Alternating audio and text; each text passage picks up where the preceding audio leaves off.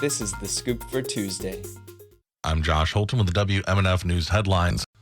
A settlement has been reached that effectively rolls back parts of Florida's parental rights in education, or what critics have called Don't Say Gay law. WMFE's education reporter Danielle Pryor explains the law banned instruction around gender identity and sexuality.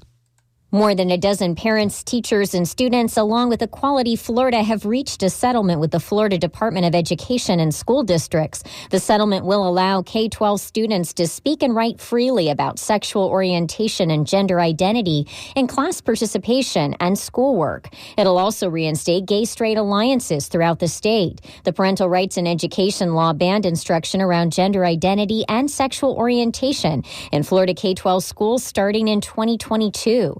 The plaintiffs sued the state the day after claiming the language of the law was vague and that it violated their rights to equal protection, due process, and free speech.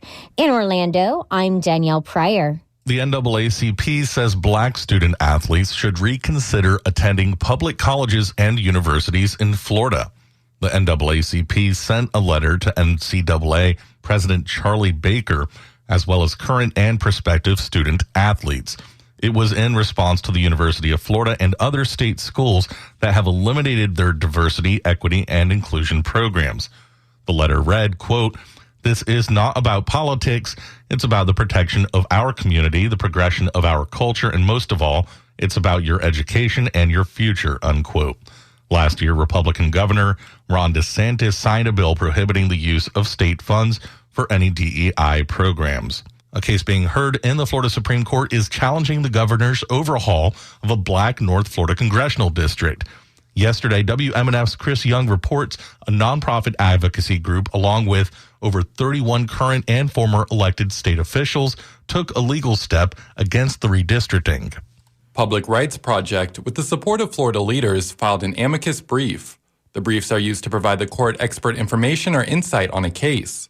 Jonathan Miller is the Chief Program Officer of Public Rights Project. This is an important case that relates not just to one congressional district, but to the way in which power is built in the state. The case challenges the Florida congressional districts that were redrawn in 2022 after Governor Ron DeSantis vetoed a map approved by the state legislature.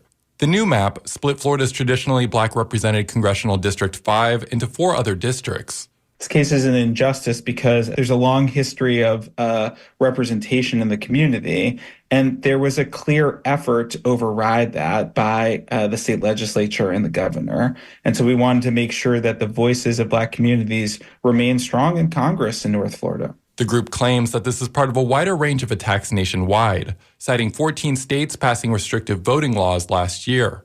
For WMNF News, I'm Chris Young. Residents of Hillsborough and Pinellas are eligible for new solar co-ops. WMNF's Jimmy Rosilio has more. Solar United Neighbors announced new co-ops for Pinellas and Hillsborough County. Co-ops allow large groups of people to bargain together for a shared rate. The organization guides members through the process, but group members choose the installer. SUN Florida Director Julia Herbst says Florida is a big part of their history.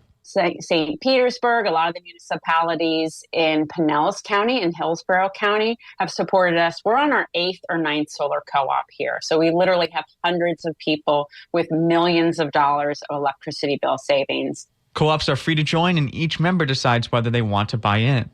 For WMNF News, I'm Jimmy Rosilio. It's cool and clear right now in the Tampa Bay area. Highs today in the lower 80s, overnight lows in the lower 60s. I'm Josh Holton with the WMNF News headlines.